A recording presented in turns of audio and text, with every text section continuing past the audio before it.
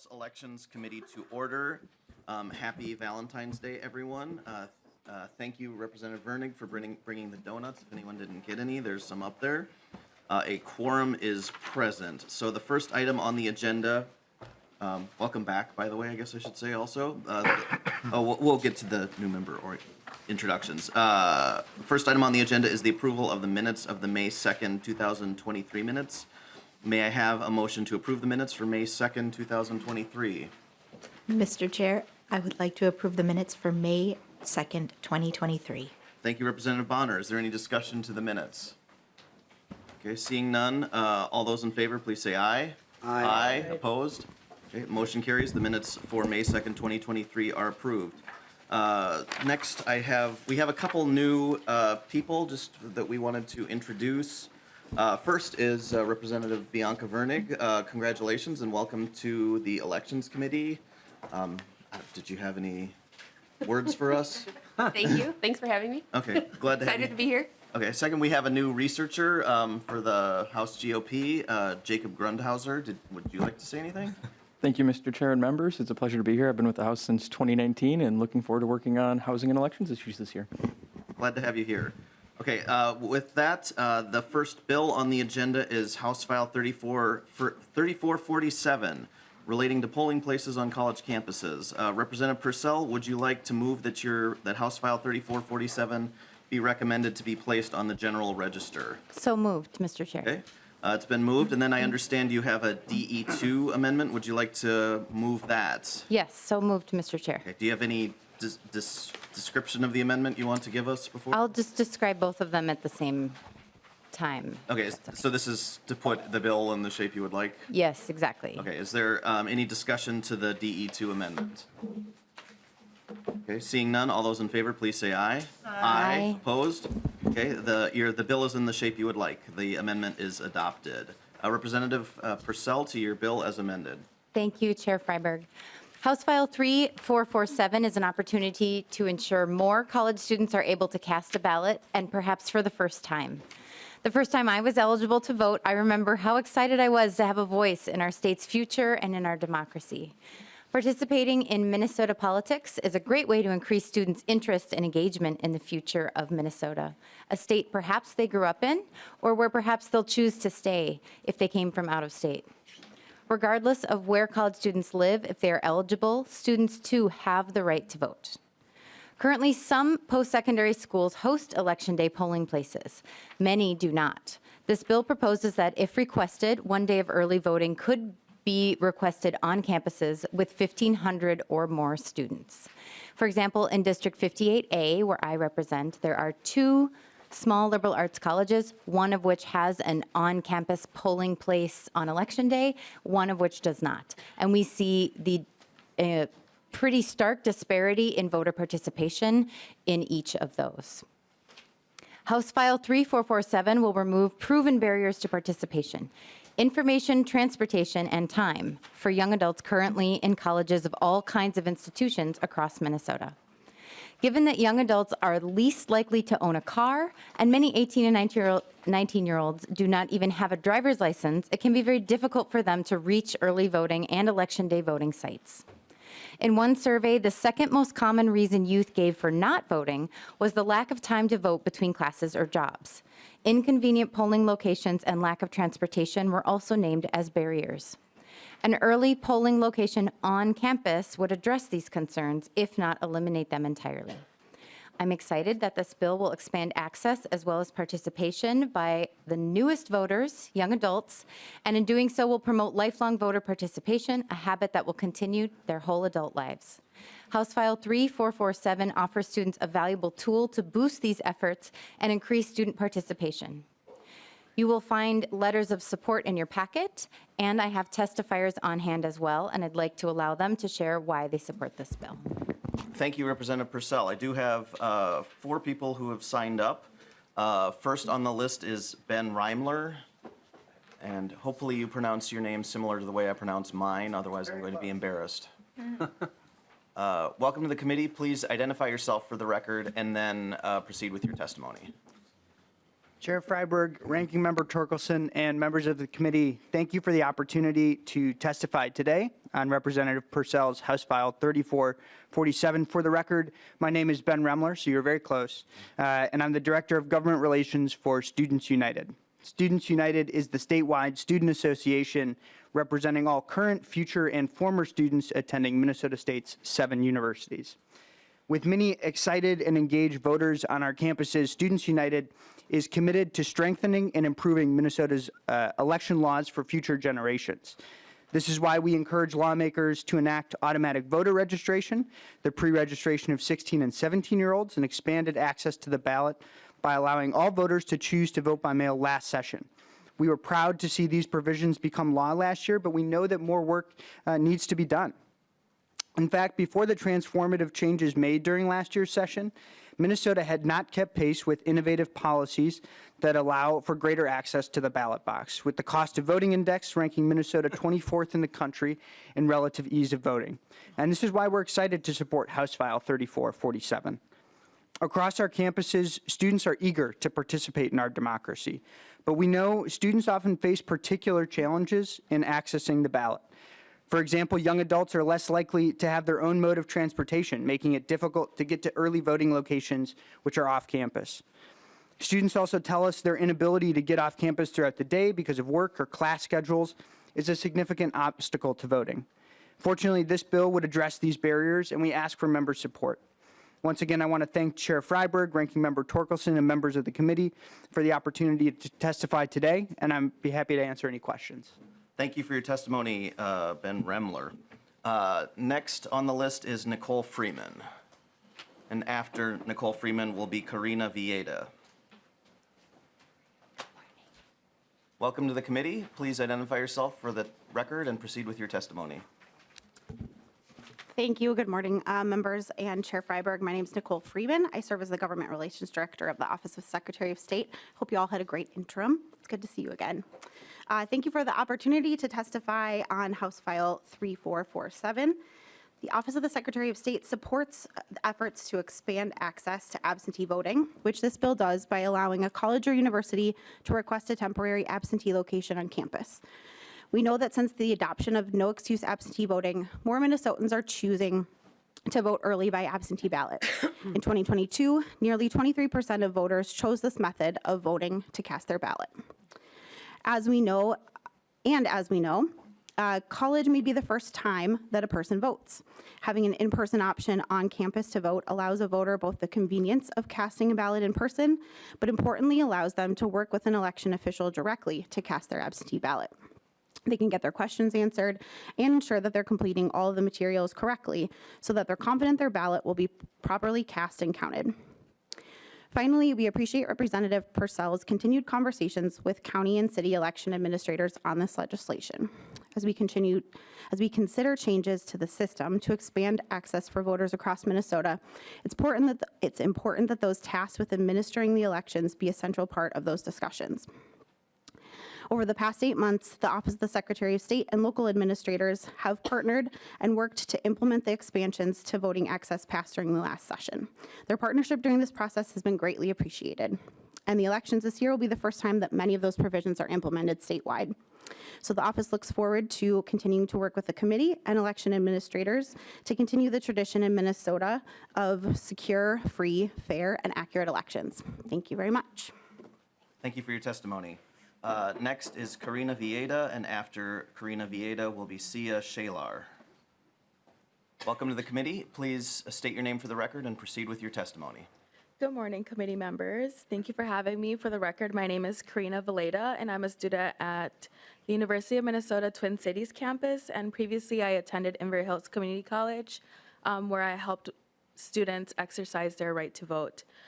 First and foremost, I want to extend my gratitude to Representative Pursell for championing this legislation and valuing the input of students like myself. Voting stands as a cornerstone of civic engagement, offering young individuals a powerful platform to shape the trajectory of democracy. While just one aspect of civic involvement, voting holds an immense sway in amplifying the voices of the youth and influencing issues relevant to our lives. Although historically youth voter turnout has lagged behind other demographics, recent elections has seen a remarkable surge in participation among young voters. Notably, Minnesota students have led the nation in student voter turnout over the past 3 elections. However, disparities persist, stemming from unequal access to information, avenues for engagement, particularly across racial ethnic lines, educational backgrounds, geographical regions, and age groups. Research conducted by the Center for Information of Research Civic Engagement reveals that non-voters often cite transportation challenges and inconvenient poll locations as barriers to voting. To address these barriers, opening an on-campus polling places proves effective. For instance, in 2018, students at St. Paul College successfully implemented this same approach, resulting in increased accessibility to marginalized communities. Unfortunately, bureaucratic hurdles have hindered the expansion of such initiatives to more locations. This legislation aims to streamline the process, facilitating establishment of additional voting locations on campuses statewide. I was once among the unlikely voters. At the age of 25, the 2022 election marked my first time casting a ballot. In high school, I felt disenchanted, believing that my voice didn't matter, and lacking guidance on navigating the democratic process from my Salvadorian parents, who were focused on making ends meet as small business owners. It wasn't until I entered college that I grasped the workings of democracy and found my voice. This underscores the pivotal role that higher education institutions play in nurturing not only skilled professionals, but also informed and engaged citizens. With this legislation, Minnesota will continue to lead the nation in voter turnout, cultivating a new generation of active and empowered citizens like myself. Thank you. Thank you for your testimony. And the last testifier who signed up is Sia Shalar. Welcome to the committee. Once you've taken your seat, please state your name for the record and proceed with your testimony. Thank you, Chair Freiberg and committee members. My name is Sia Shalar, and I'm a freshman at the University of Minnesota Twin Cities. I'm a part of our undergraduate student government, and I work closely with our government and legislative affairs team. I'm here today to support an amendment to House File No. 3447 that allows a student government organization of a post-secondary institution to request an additional polling place for at least one day on the institution's campus. I would first like to highlight the enormous amount of collaboration, dedication, and commitment our organization takes. Our president, vice president, and various representatives are entirely elected by our student body. We have over 30 staff members that handle both internal and external affairs, as well as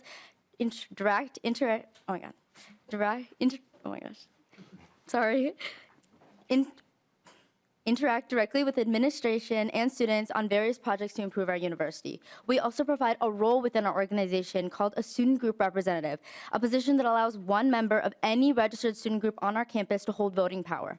We interact with students of every background, and our mission is to represent and uplift students' voices in any way possible to create lasting, meaningful change that is not only beneficial to current students, but students entering the University of Minnesota in the future.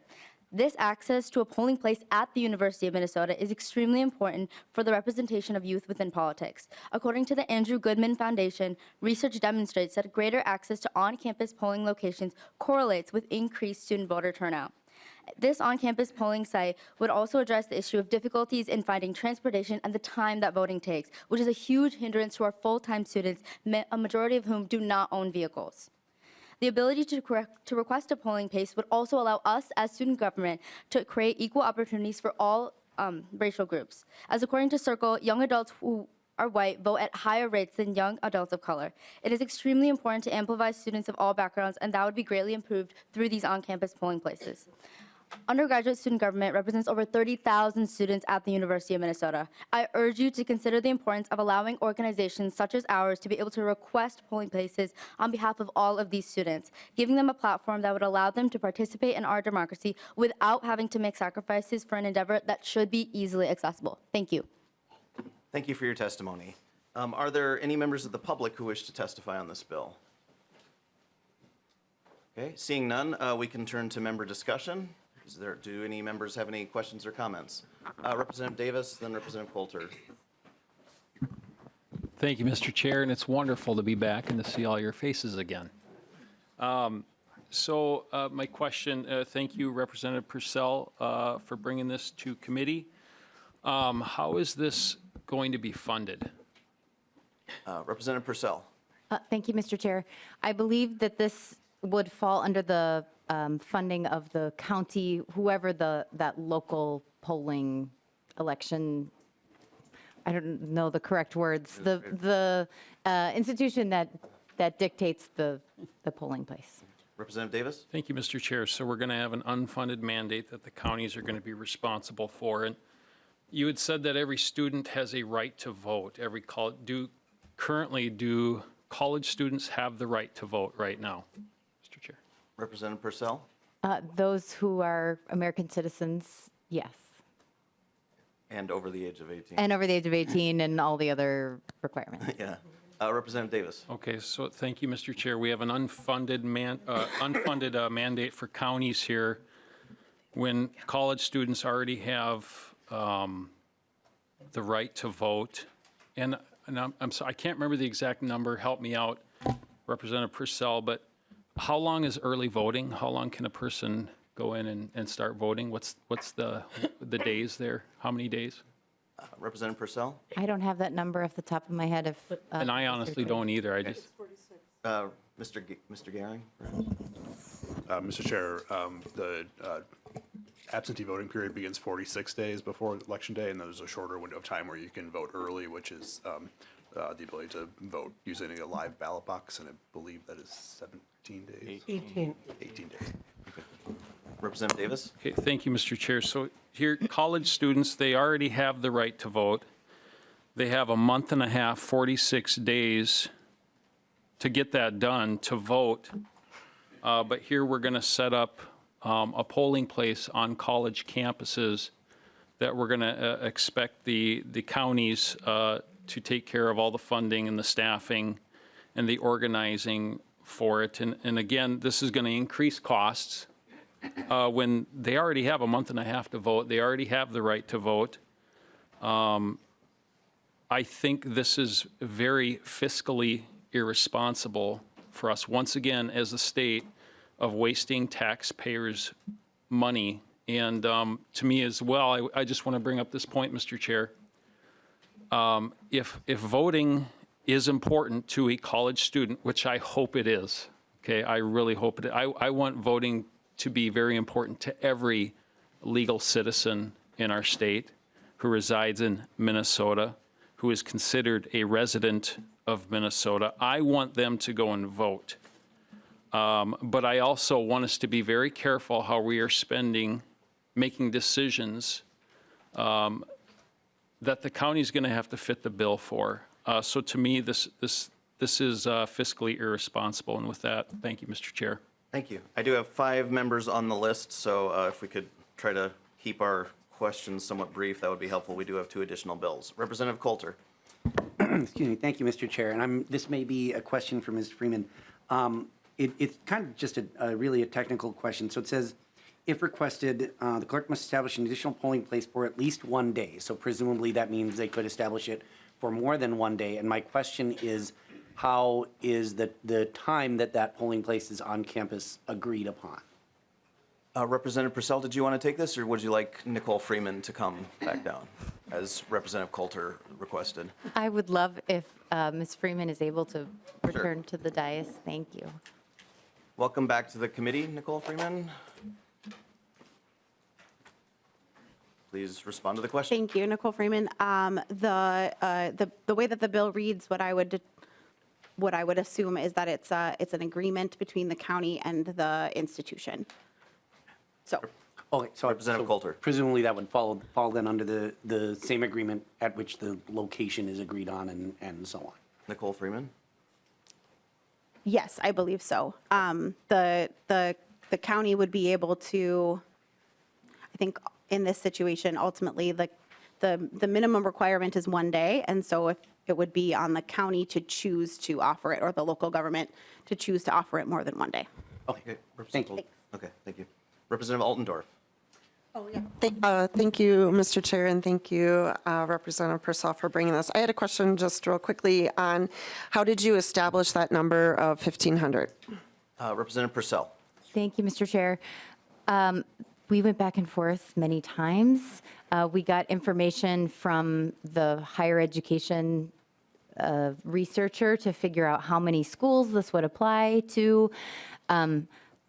I was partial to the 1,500 because then that includes both of the schools in my district, the smaller of which does not currently offer a polling place on campus. We kind of went back and forth about what makes it make sense that there's going to be a cost and that really incredibly small institutions, if they don't have enough voters, is maybe not worth the cost benefit. Yeah. Representative Altendorf. Thank you, Mr. Chair. My concern, I guess, it would be, and I would wish that we would take this into consideration, is in one, we're saying two different things. We're saying we care about everyone's voice and we want everyone to have that opportunity to vote. And then on the other end, I very much look at this could be a very biased decision of why we're putting this in here, because smaller schools might tend to lean more conservative. And my other question would be why are we targeting higher population liberal, arts colleges, like you said, of your own? And so that is concern to the public, that we are picking and choosing who we are driving to the polls to vote. And I do think that in a elections committee, which up until 2023, the state of Minnesota has really had this committee be very, nonpartisan, and we respected that to the state of Minnesota. This last year in 2023, it was very, very appalling to see that the Republicans' bills were not heard, and that it was so one-sided in this committee, and there was no partisan, there was not bipartisan support on these bills. So I do think that this is a red flag. I'm going to point that out right away, but if we're going to continue this again in 2024, as we did in 2023, it looks like one side of Minnesota's voices will not be heard. Mr. Chair. Representative Pursell. Thank you, Mr. Chair, and thank you, Representative Altendorf, for bringing that up. This is still very much, we've been going through different iterations, so be happy to look at that. That honestly did not occur to me. So as this goes through the Senate, we can discuss changing that number. And I just take a little umbrage with, we're not driving students to vote, we're offering more accessibility for them. Okay, thank you. Representative Bonner. Thank you. I appreciate the bill, and I wanted to I had hoped originally to underscore the fact that this bill was slightly narrowly tailored for these, and I think you suggested potentially one day when might be a good number, but certainly those larger institutions might choose to do 2 or 3, if that makes sense for their population. But I really appreciate that fact, and I know it was brought forward. We do acknowledge that there will potentially be a cost with these things. And if members recall, last year we did approve a voter fund, which would allow counties to get assistance with funding these types of activities that allow folks to actively participate in the democratic process. They allow them to have access to polling places in and around where they live. And I think that's really important to keep in mind as we weigh this issue. And I will say that either way, I think having that fund was something we felt very strongly about. But I also want to say that I don't think that's a waste of taxpayer dollars to make sure that folks have access to participate in what is probably their most critical role as a citizen. In fact, I would argue that is probably the strongest and best role any citizen should have. So I think one of the roles of government, it's important that we meet people where they are, and I think this bill absolutely does that, and so I am really grateful that you've brought it forward, and I look forward to seeing it continue on its path. Thank you. Thank you, Representative Bonner. Representative Bliss. Thank you, Mr. Chair. Just want to follow up on one of the things that Representative Davis here said is, that currently we already have access to 46 days of early voting. absentee balloting. Now it's permanent if you want to become an absentee voter. And current law allows the local government units to set up a, temporary additional polling places. Yeah, they can already vote absentee in these places. So they already have a place to drop it off. And most college students are I don't know if transient's the right word, but they're not permanent residents of that facility. And by doing this, you're going to be pulling them away from their local voting places back home where they have ties and actually understand what's going on, and bringing them, making it more accessible for them to change their polling location to the college that they're temporarily residing at, which is fine if they want to do that. But again, in current law, it allows the county to set up a remote polling or mail-in drop-off. So I think that, again, what Ben was saying there, Representative Davis, is that it's something that's already covered. They have 46 days to vote. It's going to put an additional cost to the counties. I do have a question, though, and legit. What happens if your college spans across multiple precincts? Do they have to set up 3 precinct polling places? Representative Pursell. Thank you, Mr. Chair. Again, these are discussions that we were having and looking into the actual data of how many campuses that applies to, how many institutions that applies to, both if there are 2 separate locations. For example, University of St. Thomas, they have a Minneapolis campus, they have a St. Paul campus, as well as my town sits on 2 different counties, so trying to look and see if there are institutions that straddle, multiple of those jurisdictions. And my understanding is how that, like the ward and precinct, how those delineations are made is happening at a local level. And so hopefully the idea is, and maybe Mr. Gehrig could correct me, but the idea is that then this is locally led to figure that part out. Thank you, Representative Pursell. Yeah, I think Mr. Gehrig might have, I was just asking, the way I read the language, it just says the county auditor or municipal clerk must establish an additional polling place. So the way I read it, only 1 polling place would be required. Is that, maybe you could just confirm that, Mr. Gehrig?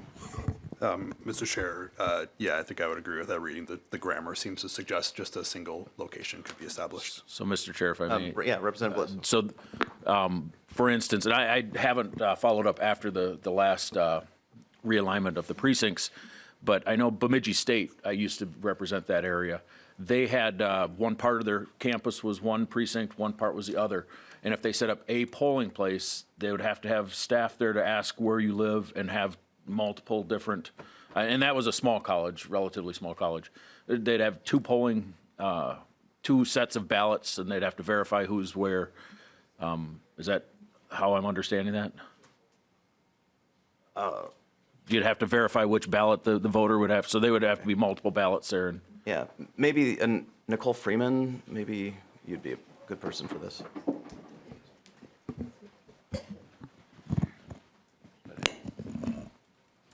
Welcome back. Thank you so much. Nicole Freeman. Yes, at an early voting location or an in-person temporary location like this, the county would bring all of the ballots for the whole county. So any eligible voter within the county would be eligible to vote at this location as well. So it could theoretically not only serve the students on campus, but anyone who worked on campus or lived near campus and wanted to utilize that location as well.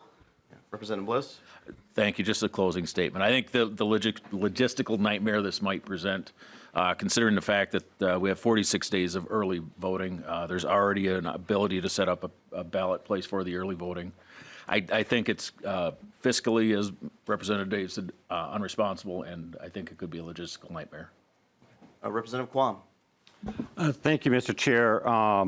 First of all, with the definition of the size, it's pretty easy for fiscal staff to be able to see there are X number of these possible locations to be able to come up with a fiscal note, because there's additional equipment that would be needed quickly if you add additional sites. I do appreciate the author having 53 days, so it is 6 days before the 47 days in the earlier part of this section of law for the temporary ones. So there, that way they see, oh, I don't need a temporary one in that location. It's already there.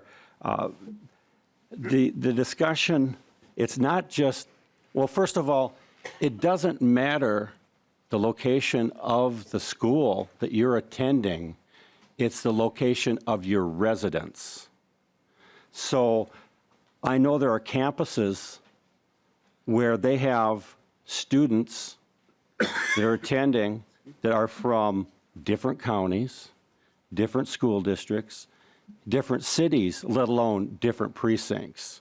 So the possible number and variation of ballots is extremely complex.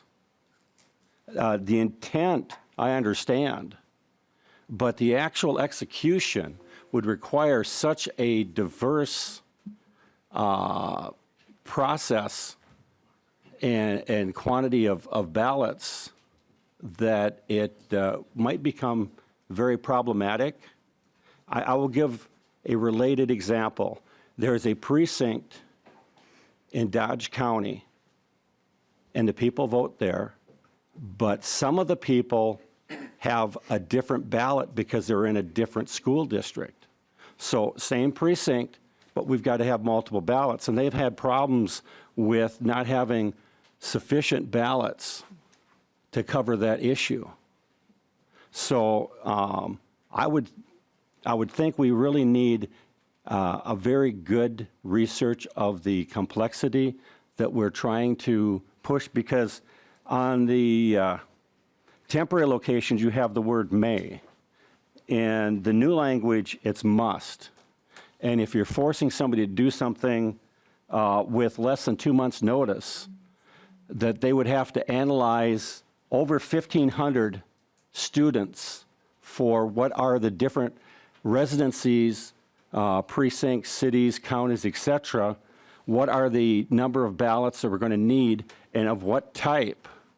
That is not a trivial issue to be able to do the logistics. And oftentimes the implementation of a law or statute is much more complex and difficult than the original intent.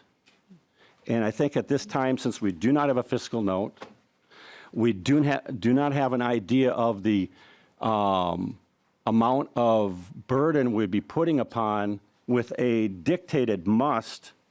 Some counties don't have huge staffs, but they might have within their county one of these institutions, or maybe two.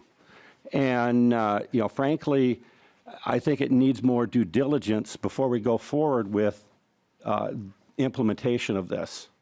But I do commend the additional 6 days and the intent, but I think I've made it pretty clear we've got more questions than answers at this time. Thank you. Representative Torkelson. Well, thank you, Mr. Chair. My question is for you. Are you in possession of a letter from the Minnesota Association of County Officers regarding their concerns about this bill?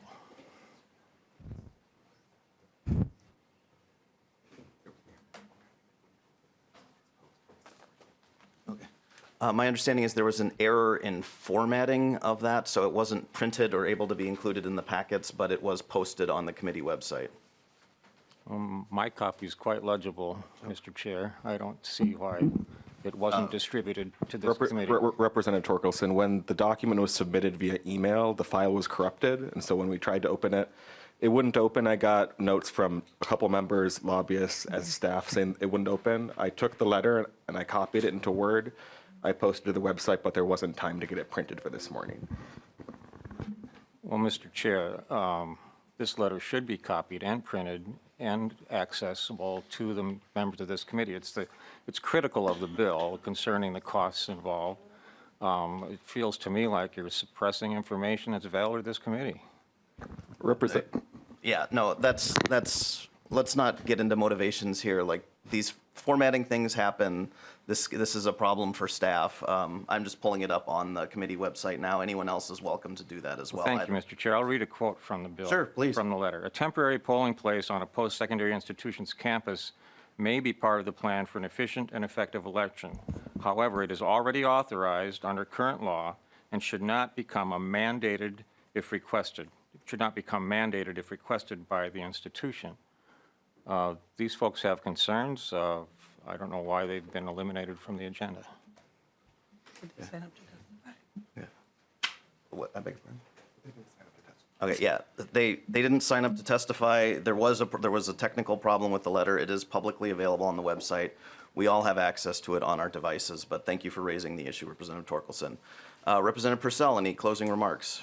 Thank you, Mr. Chair. Oh, Representative Torkelson? I'm not quite done, Mr. Okay, sorry, I misinterpreted your. In regard to, for the author, in regard to the question of 1,500, this number seems rather arbitrary.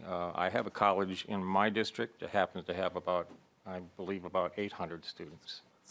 It seems like you've picked a number based on your own personal situation.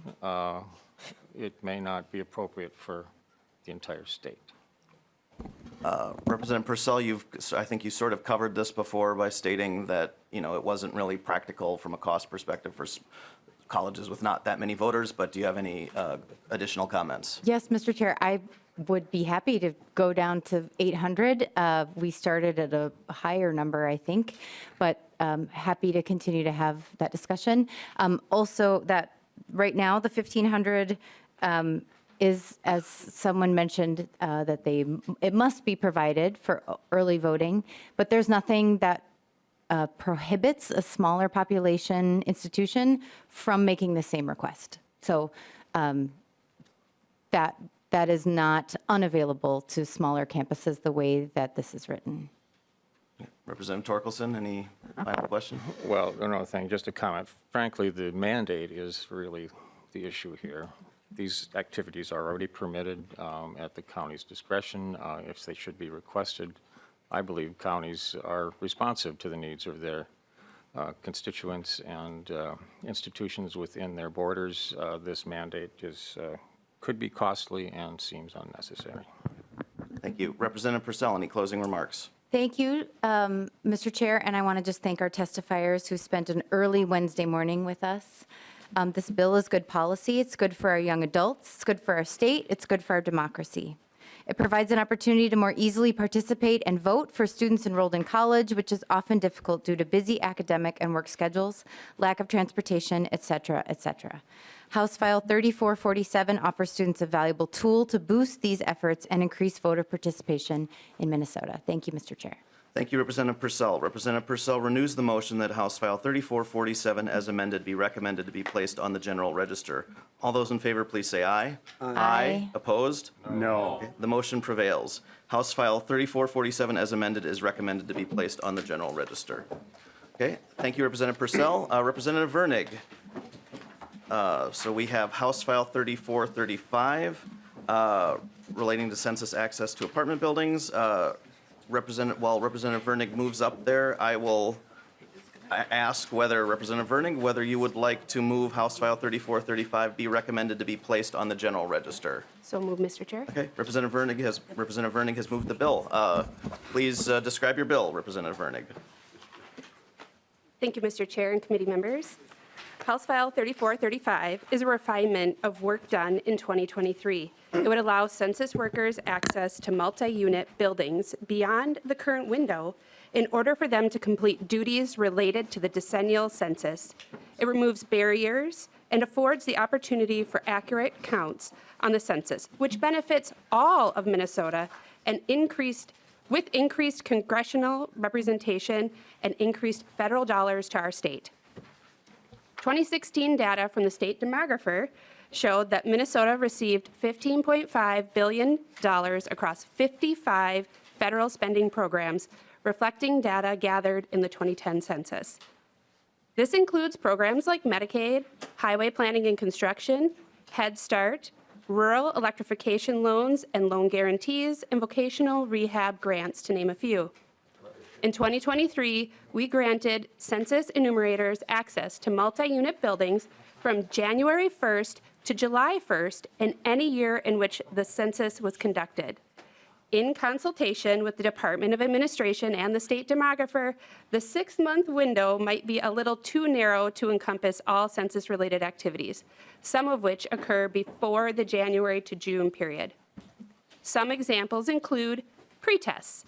The Census Bureau conducts pre-tests to make sure that the technology and survey design are operating well while they roll it out nationwide. This happens in years ending in 8 and 9. In field canvassing, in-field address canvassing, where they send people out to check the number and addresses of housing units that may be new or confusing, such as college housing, where large houses are split into multi-units, or where there's new housing developments or new apartment complexes. In-person address canvassing is done late in the year ending in 9. Non-response follow-up. Non-response follow-up happens late in year ending in 0. This is where enumerators go out into the field to try to get answers from people who didn't respond, and this can carry on through late fall. Finally, natural disasters and/or other unexpected events can impact this important work as well. As I stated, House File 3435 would allow census workers access to multi-unit buildings beyond the current window in order for them to complete the duties related to the decennial census. I will yield for testifier and comments. Welcome to the committee. Please identify yourself and proceed with your testimony. Thank you, Mr. Chair. My name is Susan Brower. I'm Minnesota's state demographer, and I work in the Department of Administration. I'm here to speak in support of House File 3435, which I believe will improve the count of Minnesotans in future censuses. Renters tend to be undercounted by the census, and expanding census worker access for all of these programs, not just non-response follow-up, I think will improve the count of the state overall. It will give us a much better chance. In 2020, Minnesota kept all of our 8 congressional seats because of 26 people counted. And so this is an example that every action that we take can help improve, even small actions can help improve the count and make a difference for Minnesota. Thank you for your testimony. Are there any members of the public who wish to testify on this bill? Okay, seeing none, any member discussion? Representative Torkelson. Well, thank you, Mr. Chair. Thank you for bringing this bill forward. I kind of look at this as the first of what I hope are many bills to repair poor work that was done last year. There should have been more attention paid to these dates, and this is not your fault. Representative Virnig, you're doing great work, and welcome to the committee. But this committee acted swiftly and in a partisan fashion, and this is just the first example, I believe, of issues that were passed in last year's bills and need further attention. So I look forward to a lot more repair work as we go through the session, Mr. Chair. Thank you. Any additional comments? Any closing remarks? Representative Virnig. No, thank you. Thank you, Mr. Chair. Okay, Representative Virnig renews the motion that House File 3435 be recommended to be placed on the general register. All those in favor, please say aye. Aye. Aye. Opposed? Nay? Okay, the motion prevails. Thank you, Representative Virnig. Finally, we have House File 1064 from Representative Hollins. I will move that House File 1064 be recommended to be placed on the general register.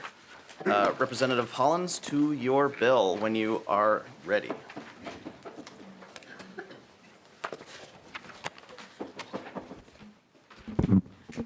Good morning, Chair, committee members. Happy Valentine's Day.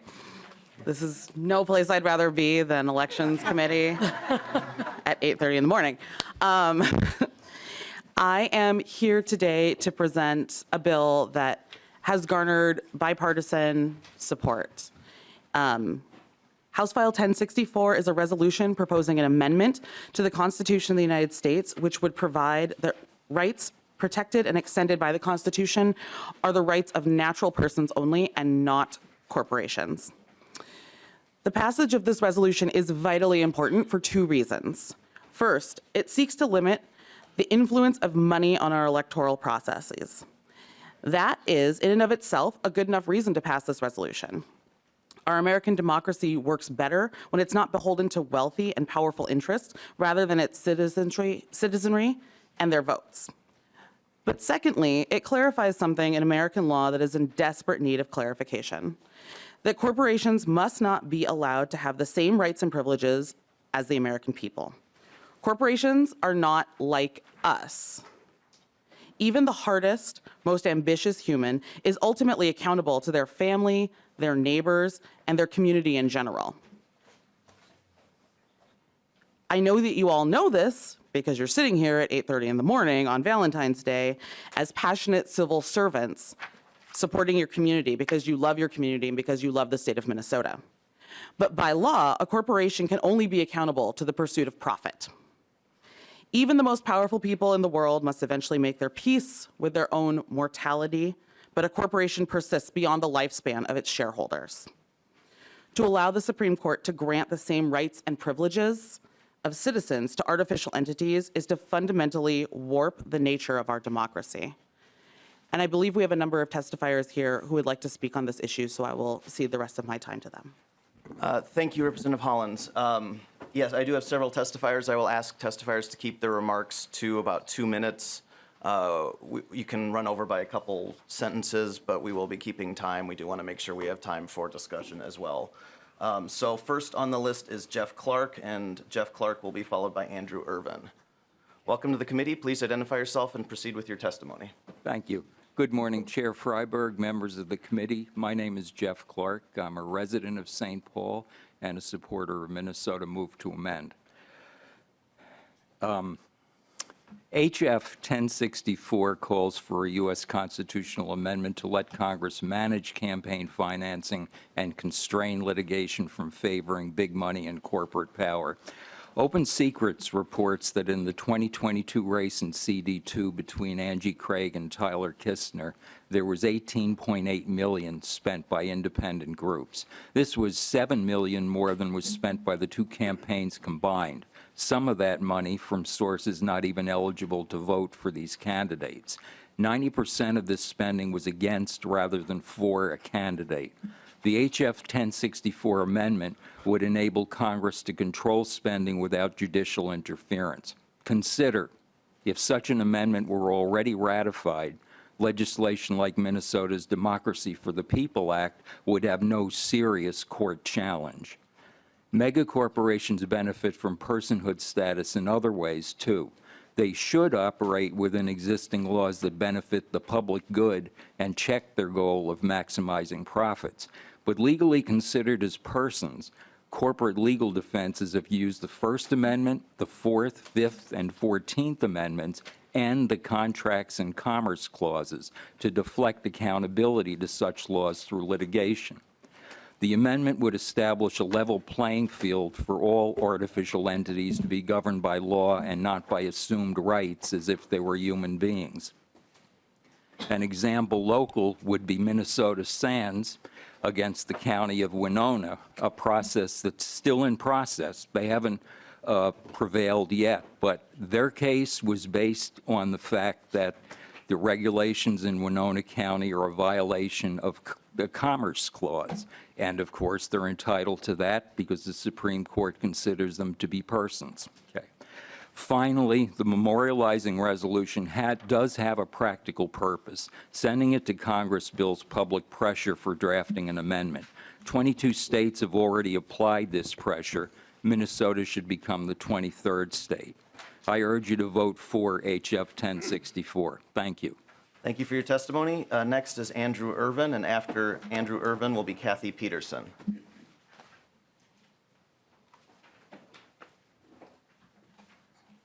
Thank you, Mr. Chair. My name is Andrew Irvin, and I'm a volunteer with the Minnesota chapter of Move to Amend, which is strongly behind this bill.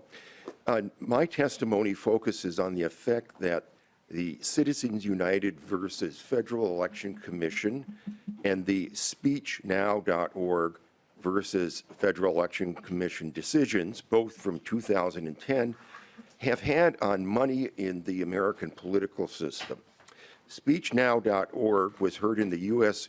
Court of Appeals some months after the Citizens United decision. And the court found that in their analysis of the Citizens United decision, that it required it to, in quotes, conclude that the government has no anti-corruption interest in limiting contributions to an independent expenditure group, close quote. The U.S. government declined to appeal this decision in face of Citizens United. Together, these two decisions have led to the creation of super PACs, or political action committees, with unlimited fundraising and spending capabilities. What we have found, according to Open Secrets, is that in the 2016 campaign cycle, a presidential election year and a very competitive one, there was $1.8 billion raised by super PACs. We had a similarly competitive presidential election in 2020, and we've now nearly doubled the money raised to $3.4 billion. The track we're on is very concerning. While anyone may contribute to a super PAC, the reality is that You can finish up a couple of sentences or two if you. Okay. Well, so you have my written testimony there, and we are seeing also money coming from. There's dark money involved too, which is explained in the written testimony.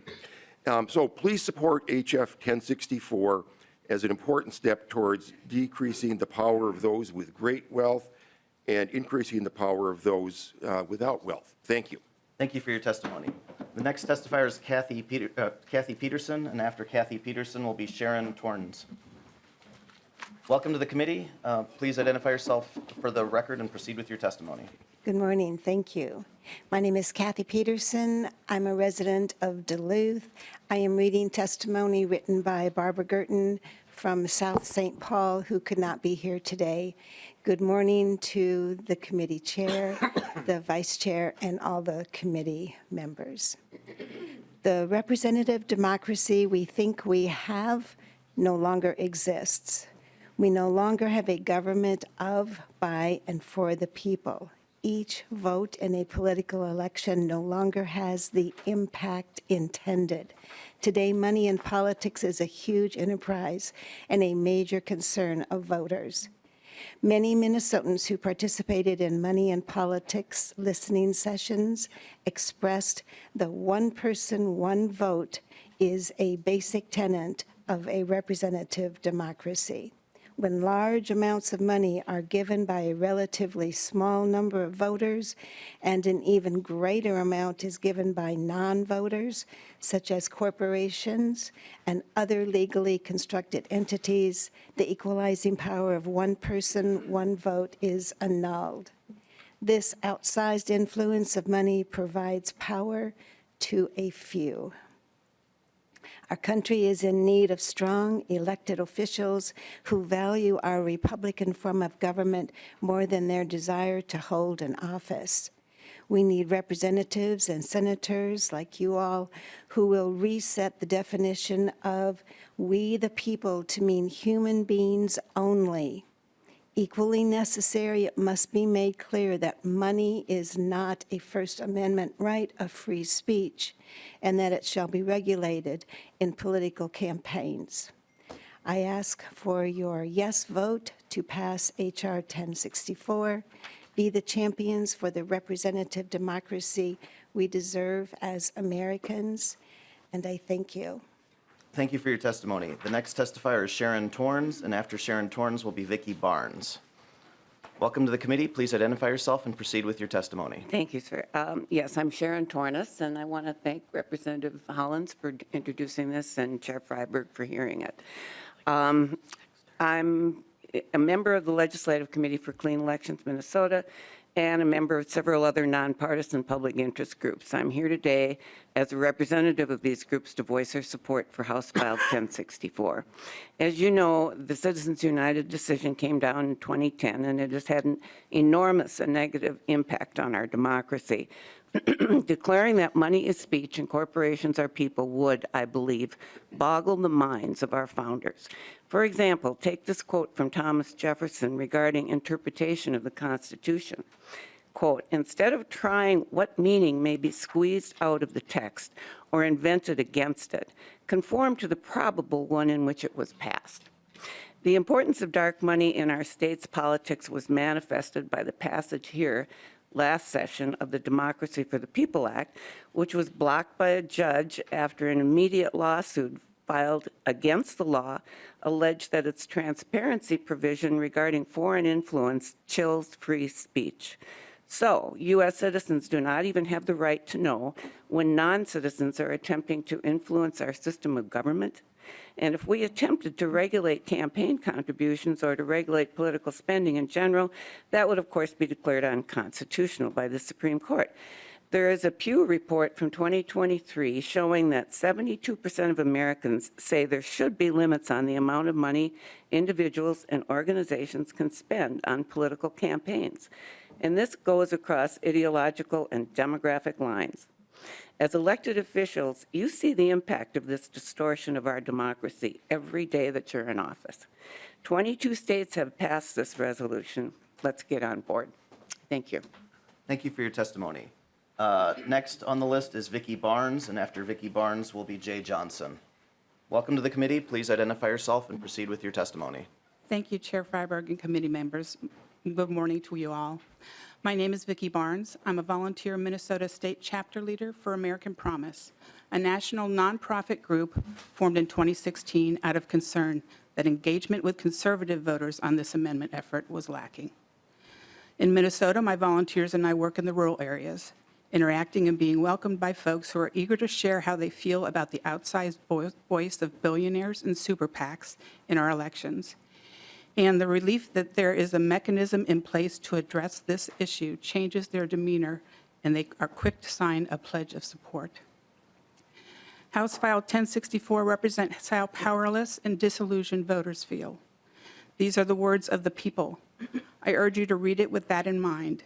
This same resolution wording is what over 100 cities and towns in our neighboring state of Wisconsin have passed in citizen initiatives. In fact, 84% of voters in Janesville, Wisconsin, approved this resolution while also reelecting Paul Ryan to Congress. And this resolution would have been passed here in Minnesota a decade ago if Minnesota had a statewide citizen initiative capability. Not that I'm advocating for that. Ultimately, it is Congress that will write the amendment proposal in a bipartisan manner, and as a two-thirds count is needed per Article 5 of the Constitution. This amendment will be written in a way that enables Congress and the states to set reasonable spending limits in campaigns, elections, and ballot measures, thereby restoring the ability of self-government to the people and sovereignty to the states. But to encourage that, we need the power of state resolutions calling on Congress to act, as well as to demonstrate that Minnesota is ready to ratify. As the 23rd state to pass a resolution in support, a bipartisan vote, Minnesota might just be the tipping point to get more states currently having the same debate to push forward. Thank you for your time. Thank you for your testimony. Next is Jay Johnson, and after Jay Johnson is Aaron Anderson. Welcome to the committee. Please identify yourself and proceed with your testimony. Thank you, Mr. Chair, ranking members, and committee member. I'm Jay Johnson from Chanhassen, Minnesota. I'm a retired Army Lieutenant Colonel, retired civil environmental engineer, retired certified industrial hygienist. I was a small town public works director and a city councilman.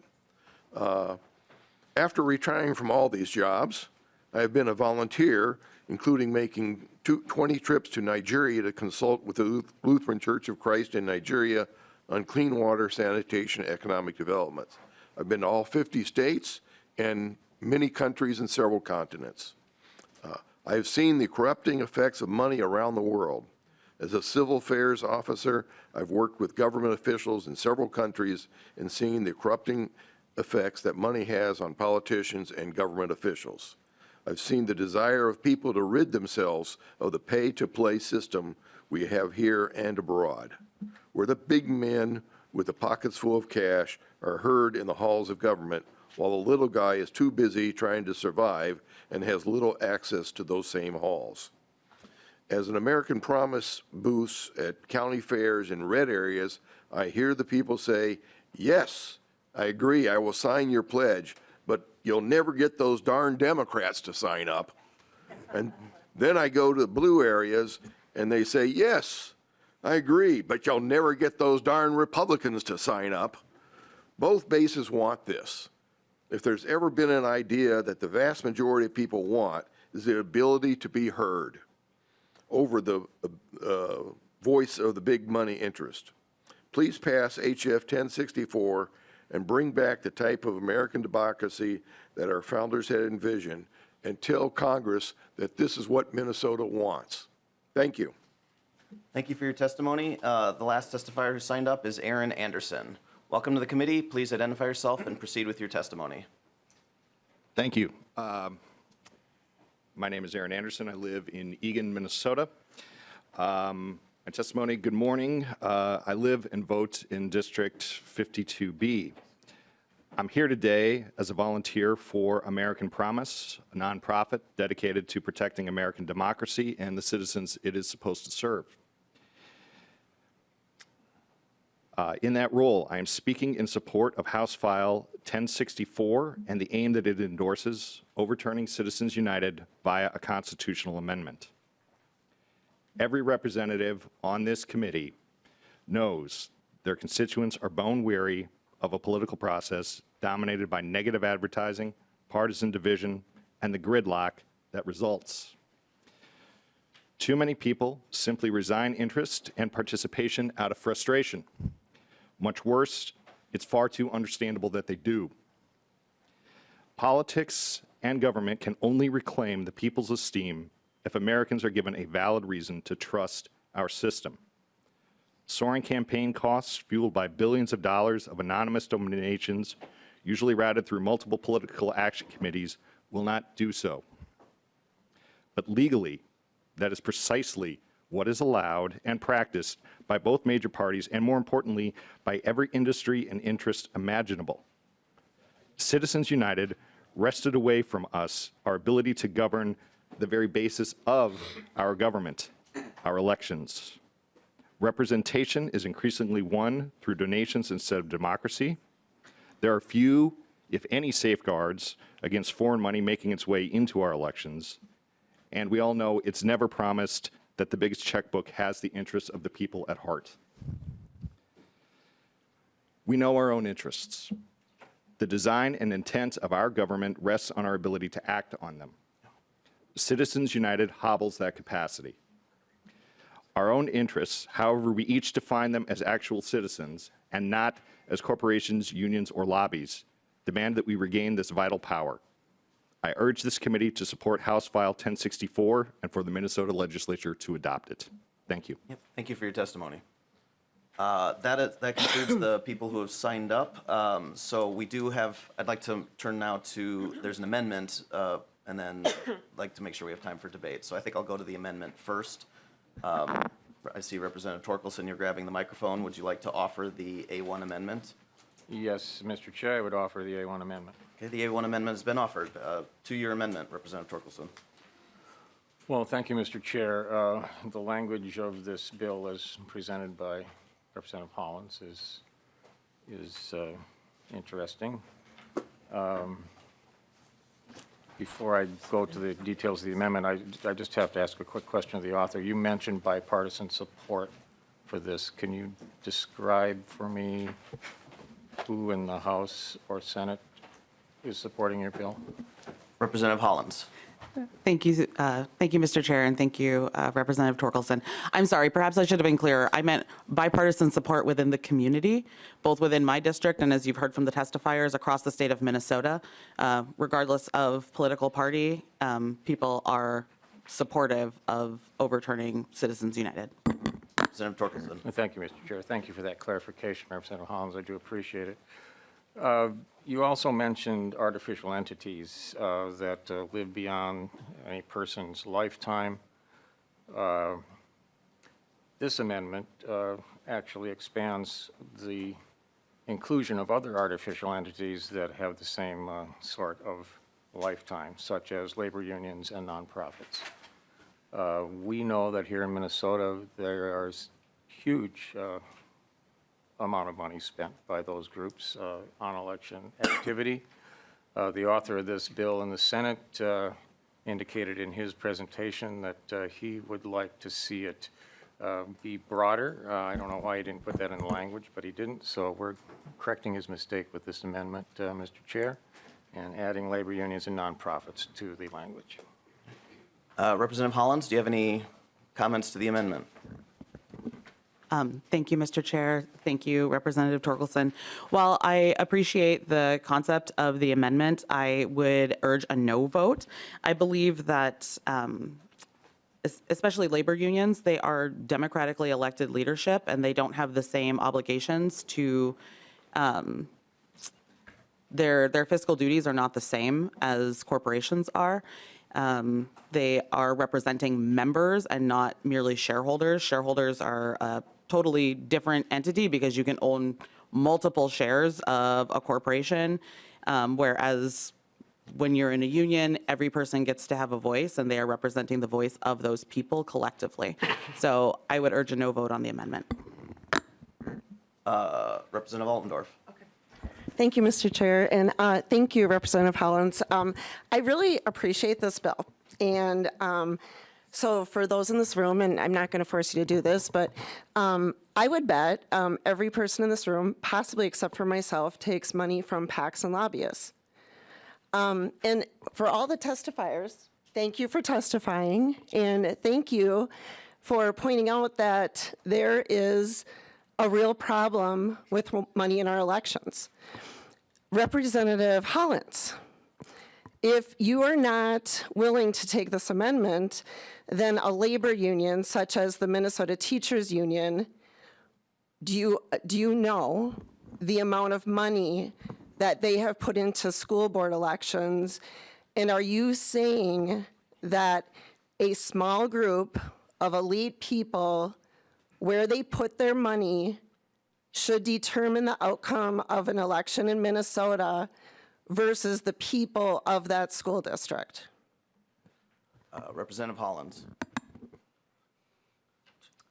I'm not sure how to answer that question. What I will say is I would not consider a teachers union a small group of elite people. They are literally the people on the ground that are teaching students on a regular basis. And I don't know how much, I guess your question was how much money have they put into it? Is that what the question is? Representative Altendorf. Thank you, Mr. Chair. Thank you. I think that needs to be considered and looked at very, very closely. And I don't think that's the direction that you're looking, because your testifiers are saying we don't want money to, alter our elections, and yet your bill is excluding some very, very powerful entities in Minnesota, and I'm going to say the teachers union is one, very provable. And if we want to take another example, we could look at nonprofits.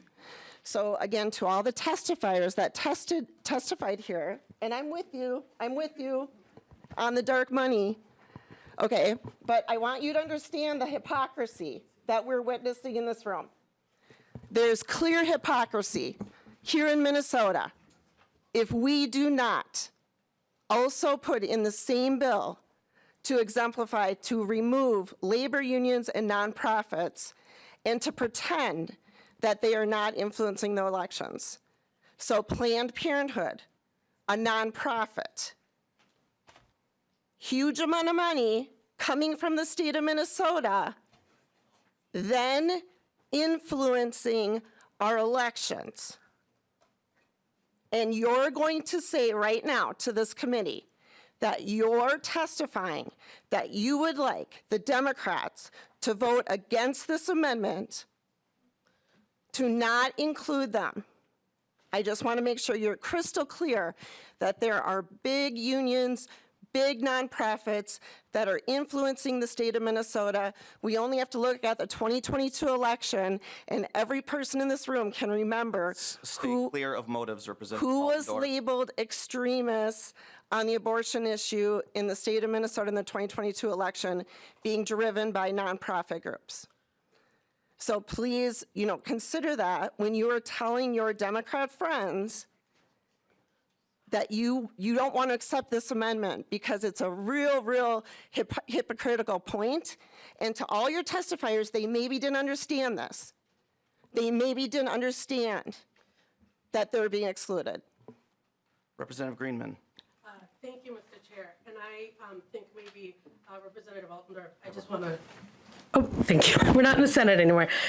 Direct you to the language, because for folks in the room and also for you, Representative Altendorf, I think you don't understand the language. If you look at the "Be It Resolved" clause, Section 2, it says any entity, including any organization or association of one or more persons, which includes literally every kind of entity you can imagine, and we have many. The whereas clause is a lot of things, but as we know and as we make resolutions, the "Be It Resolved" clause is the thing that we will both send to Congress and that will have legal meaning.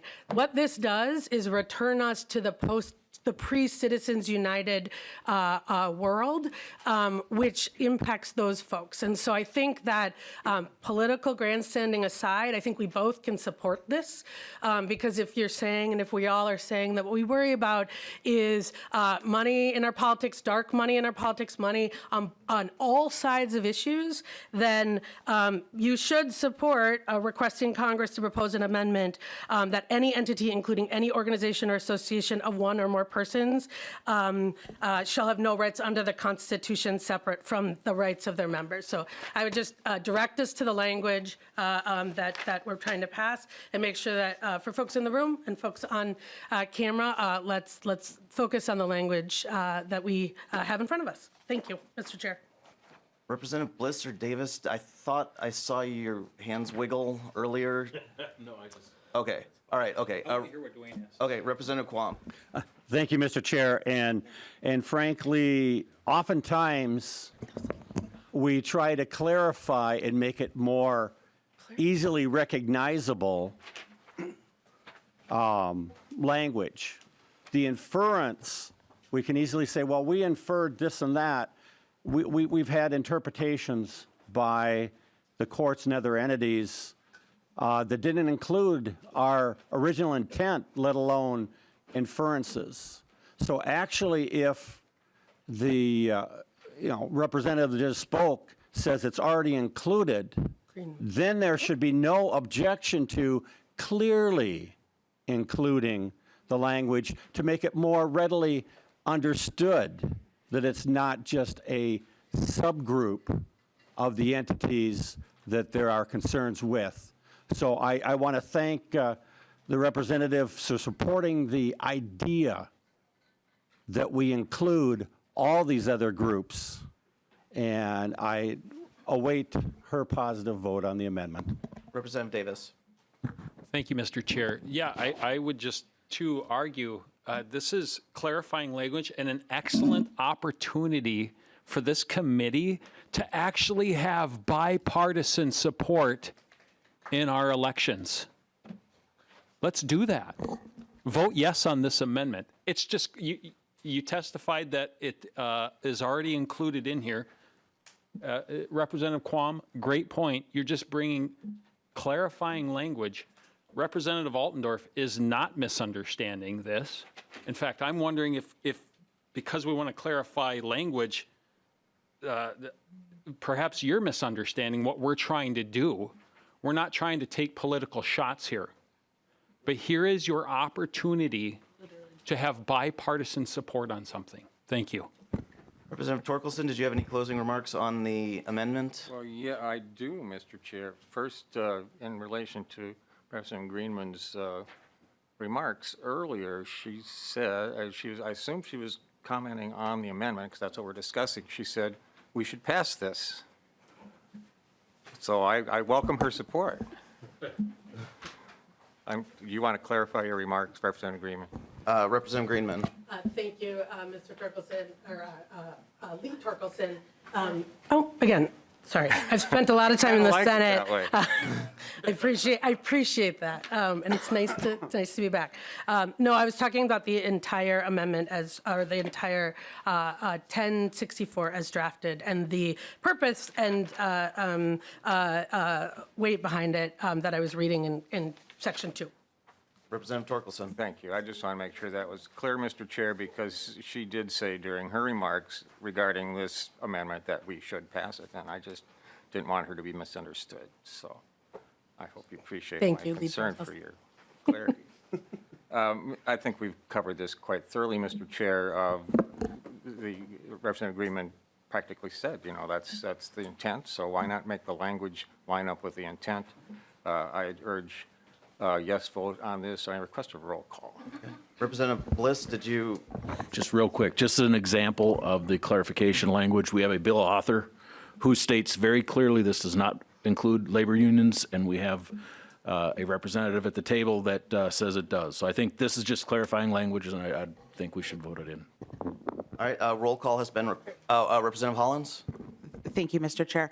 I just wanted to point out that what the language says is what the language says, and that's literally what we are trying to vote on. But I do want to recognize what my colleagues across the aisle are saying and let them know that I am open to having continued conversation around this.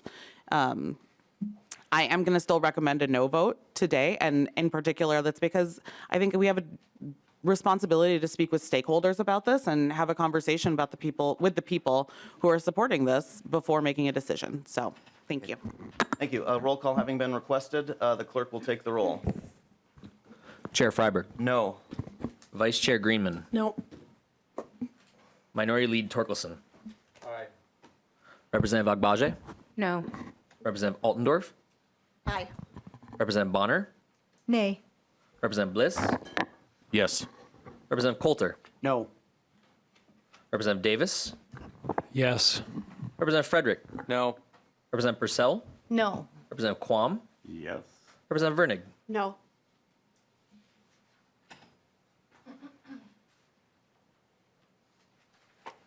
There being 8 nays and 5 ayes, the amendment does not prevail. To the bill as not amendment, Representative Quam. Thank you, Mr. Chair. And to the author, do you believe that non-citizens should be influencing our elections? Representative Hollins. No. Representative Quam. Thank you, Mr. Chair, and thank you to the author. While non-citizens are part of NGOs, many NGOs, and many labor unions. And so that's part of the intent from the debate has been there's outside money, dark money, money we don't know where it's coming from, and that's part of the intent that was met with the language in the amendment that was rejected, is that if we're going to do something, we should do something instead of partially do something and in the gray area do something. But this is in regards to a U.S. Supreme Court decision. And participating in that decision were labor unions and other entities that aren't specifically delineated within this bill. And in fact, some of the NGOs that spoke, those entities have support from, people we're not sure where all the money comes from.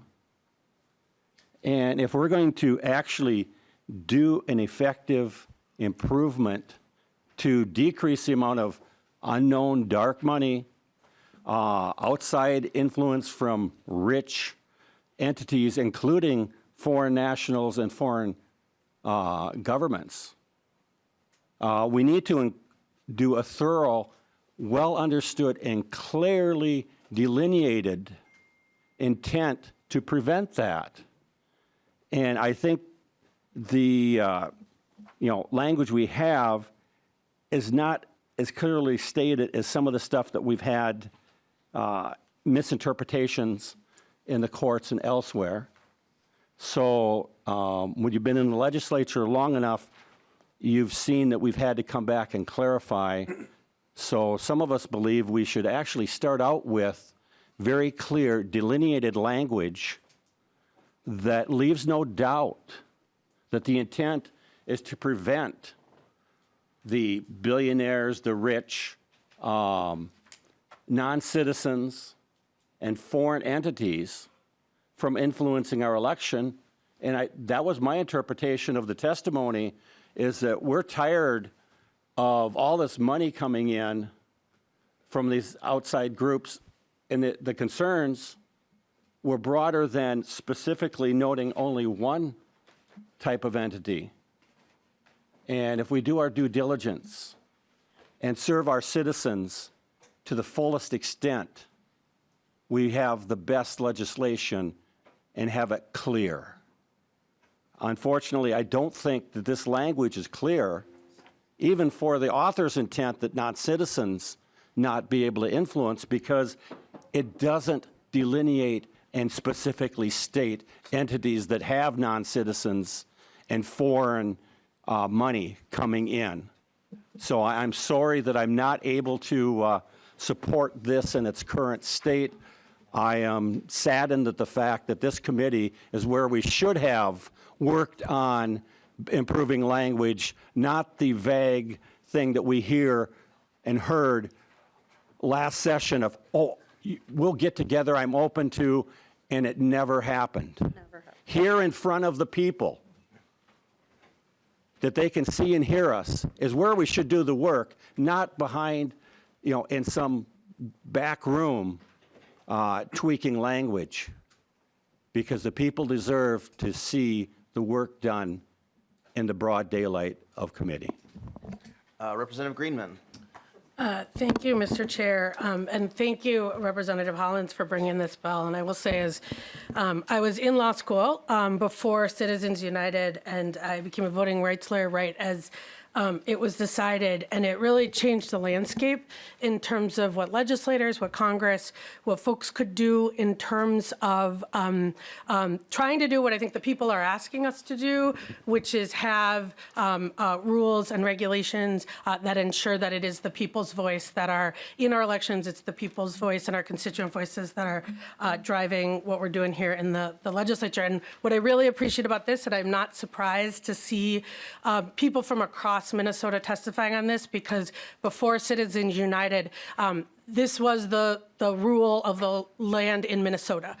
In Minnesota, 211B prohibited corporations from spending outside and inside. And after Citizens United, that had to change. And so now corporations are prevented from giving directly to candidates.